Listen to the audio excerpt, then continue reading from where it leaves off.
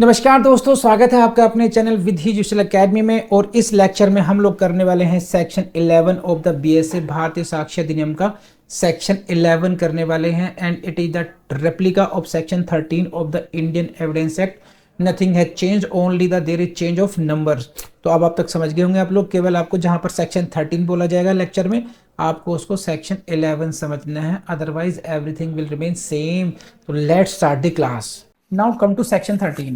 So this is section 13 for prelims purposes. Again, first question in your prelims will come from the heading itself. You see the heading and note down this. Highlight करते रहिए period पे अपने। क्या है ये रहा।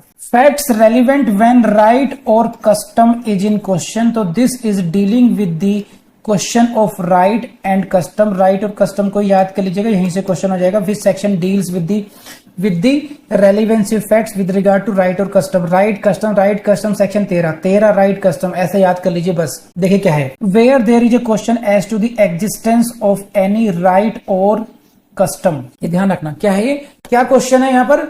when there is a question as to the existence of any right or custom, तो किस किस की एग्जिस्टेंस की बात की जाती है सेक्शन 30 में। यहां से क्वेश्चन आता है जब किसी अधिकार या फिर किसी प्रथा के अस्तित्व की बात की जाती है कि कोई राइट है भी या नहीं है, कोई कस्टम ऐसा है भी या नहीं है।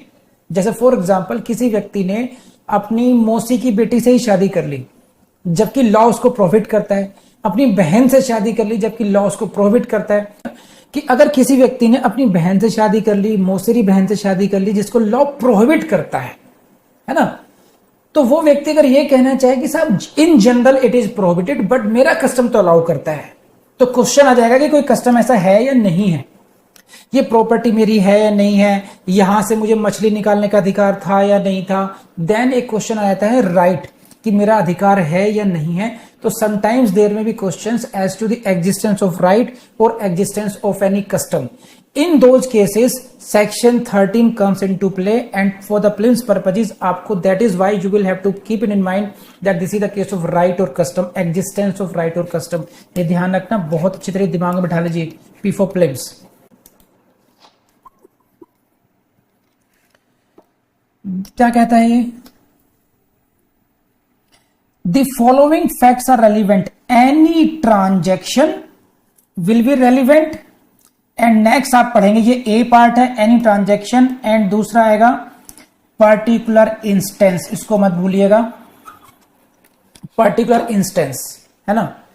तो क्या क्या रेलिवेंट होते हैं, एनी ट्रांजैक्शन रेलिवेंट होता है और पर्टिकुलर इंस्टेंसेस। इन कीवर्डों को प्लेन्स के पॉइंट है दिमाग में बैठा लीजिए। एनी ट्रांजैक्शन, अब वो समझ लीजिए कि यानी कि अगर आपको ये प्रूव करना था कि भैया कोई राइट है या नहीं है, भैया कोई कस्टम है या नहीं है, तो आप दो तरीके से प्रूव कर सकते हैं सेक्शन 13 में। कोई भी ट्रांजैक्शन या कोई भी पर्टिकुलर ऐसा उदाहरण, इंस्टेंस आप दे दीजिए। कैसा ट्रांजैक्शन, ये नेक्स्ट क्वेश्चन है। इन विच द राइट और कस्टम इन क्वेश्चन, जिस अधिकार की या जिस प्रथा की आप बात कर रहे हैं उस ट्रांजैक्शन में इन वर्ड्स को रटना पड़ेगा आपको। ये रहे वर्ड्स आपके सामने। by which right or custom in question was created, वो कस्टम क्रिएट किया गया हो, claimed, modified, asserted, recognized, denied और which was inconsistent with its existence। अब मैं आपको समझाता हूं प्रिलिम्स के पॉइंट ऑफ से स्मार्टली है कि इन वर्ड्स को दिमाग में बैठा लीजिए, इससे काम चल जाएगा, टिक लग जाएगा। लेकिन समझाता हूं, ऐसा कोई भी ट्रांजैक्शन जिसमें वैसा अधिकार, वैसी प्रथा क्रिएट हुई थी, उसका ओरिजिन हुआ था, उसका जन्म हुआ था, उसको मॉडिफाई किया गया था, उसको रिकॉग्नाइज किया गया था, उसको असर्ट किया गया था, किसी ने डिनायल किया गया था, कुछ भी ऐसा ट्रांजैक्शन हुआ हो, तो आप उस ट्रांजैक्शन के द्वारा उस राइट को बता सकते हैं कि हां ऐसा राइट था, ऐसा कस्टम था। उसी तरीके से आप कोई पर्टिकुलर उदाहरण दिखा सकते हैं, पर्टिकुलर इंस्टेंस बता सकते हैं जहां पर वो राइट या कस्टम क्लेम्ड हुआ हो, रिकॉग्नाइज हुआ हो, या उस राइट को एक्सरसाइज किया गया हो, या वो डिस्प्यूट में आया हो, इन सभी वर्ड्स की परिधि में आया हो। तो यहां पर सेक्शन 13 से प्रिलिम्स का क्वेश्चन इतने से बन जाएगा। हेडिंग में राइट और कस्टम याद रखिएगा, asserted, claimed, denied, recognize, ये सब ध्यान रखिएगा। कीवर्ड्स हैं पर्टिकुलर इंस्टेंसेस और ट्रांजैक्शन। कर लेंगे आप लोग। अब नेक्स्ट क्वेश्चन 30 में बचता है भैया इनके इलस्ट्रेशन से। सेक्शन एंटायर एविडेंस की बात कर रहा हूं। Even if you do the illustrations you can solve many questions. तो किसी भी सेक्शन में अगर कोई इलस्ट्रेशन दिया गया है तो उसको मत भूलिएगा आप लोग, प्लीज ध्यान रखना। जैसे सेक्शन 13 में जो इलस्ट्रेशन दिया हुआ है ये बहुत इंपॉर्टेंट है। क्या है? द क्वेश्चन इज, क्या क्वेश्चन है भाई? क्वेश्चन ये है कि whether A has a right of fishery, whether A has a right of fishery, क्या ए को फिशरी का राइट है, मतलब right to catch fish. Right to fishery का मतलब है तालाब से, पॉन्ड से, वहां से मछलियां पकड़ने का अधिकार। ये क्वेश्चन है, ये राइट पर आ गई बात ये। तो अब कौन कौन सी चीजें यहां पर इसके हिसाब से रेलिवेंट हो सकती है, यहां से प्रीलिम्स से क्वेश्चन आएंगे कि वो कहेंगे whether this deed can be relevant or not, whether that deed can be relevant or not under section 13, या फिर ये डीड कौन से सेक्शन में रेलिवेंट होगी, ऐसे क्वेश्चन आ जाएगा। तो इस इलस्ट्रेशन को लिख लिख के याद ही कर लीजिएगा। प्रीलिम्स को अगर पूरा 100% श्योर करना है कि हाँ पास करना ही करना है मैंने, तो पढ़ लेते हैं क्या है। ए डीड, कौन सी ऐसी deed? Conferring fishery on his ancestors, ये रेलिवेंट हो सकती है कि कोई ऐसा दस्तावेज हो, वो ट्रांजैक्शन मान लिया जाएगा जिसमें मेरे पूर्वजों को यहां से तालाब से मछलियां पकड़ने का अधिकार दिया गया था।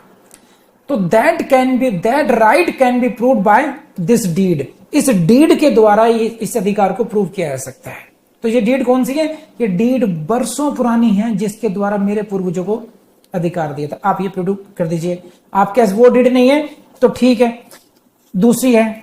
सब मेरे पास ये है, mortgage of the fisheries by as father, कि मेरे पिताजी ने मेरे, सब तुम्हारे पास कोई ऐसा दस्तावेज है जहां सबको अधिकार मिला हो? सब वो तो नहीं है, लेकिन एक डीड है, मेरे पिताजी ने इस जमीन को एक बार गिरवी रखा था, तो वो मॉर्गेज डीड है। तो यहां से बात आ गई कि you have something in your hand in which this right was transacted. भाई मॉर्गेज तभी तो क्या होगा जब इनका राइट रहा होगा, तो वहां से आप उसको हेल्प ले सकते हैं प्रूव करने की, रेलिवेंट होगा। Next, subsequent grant of fisheries by as father irreconcilable with the mortgage, या फिर ये हो मॉर्गेज के बाद में मेरे पिताजी ने किसी को दे दी थी, उसको मॉर्गेज कर दी, किसी और को प्रॉपर्टी दे दी थी, वो डीड हो। किसी भी तरीके से अगर किसी भी ट्रांजैक्शन का पार्ट अगर वो हो गया है तो बाय दोज ट्रांजैक्शंस राइट और कस्टम कैन बी प्रूव्ड। तो ये इसको पढ़ लीजिएगा अच्छे तरीके से। This is section 13 for the prelims. एक क्वेश्चन बनता है यहां पर, सेक्शन 13 इट अप्लाइज टू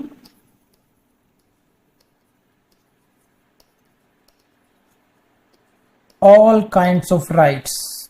बस यहां से क्वेश्चन बनता है, इसे देख लीजिएगा कि वेदर ये जो राइट सेक्शन 13 है, is it applicable only for a particular kind of rights? No, it is applicable to all kinds of right. घोट लीजिए, प्रीलिम्स का क्वेश्चन यहीं से बने। एक क्वेश्चन आता है previous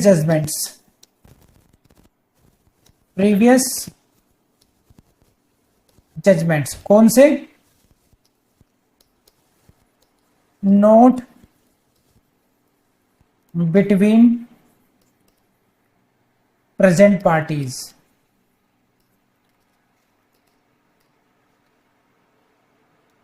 previous judgment. Next question section 13 से बन सकता है कि सब कोई क्या, वेदर ए प्रीवियस जजमेंट, कोई पहले का जजमेंट कैसा? आज का जजमेंट, आज जो केस में फाइट कर रहे हैं मैं और आप कर रहे हैं, तो मैं कह रहा हूं कि एक 15 साल पहले की नहीं, दोनों अलग अलग पार्टीज के बीच में केस था, उसको रेलिवेंसी हो सकती है? नहीं, यस हो सकती है।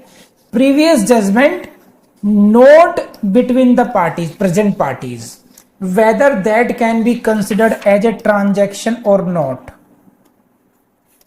Weather previous judgment can be considered as a transaction under section 13, answer is yes. इतना ही घोटा लगा लीजिए, आपका काम चल जाएगा। प्रीलिम्स ऐसे क्वालिफाई करते हैं, ध्यान रखना।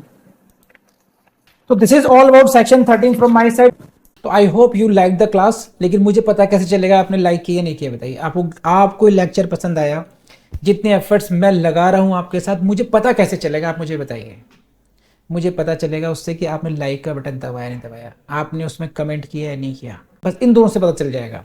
सब्सक्राइब आपने कर ही लिया होगा, नहीं किया तो अपना नुकसान करेंगे आप, ये भी समझ लीजिए। तो अब ये सब्सक्राइब भी कर लीजिएगा और अपनी प्रैक्टिस कीजिएगा। और प्रैक्टिस करने के लिए मैं आपको बता चुका हूँ, हमारे ऐप पर आपके लिए एमसीक्यू टेस्ट की प्रैक्टिस के लिए बहुत अच्छे टेस्ट अपलोड कर दिए गए हैं और उनमें हम लोग और रेगुलरली उसको अपडेट करते रहेंगे।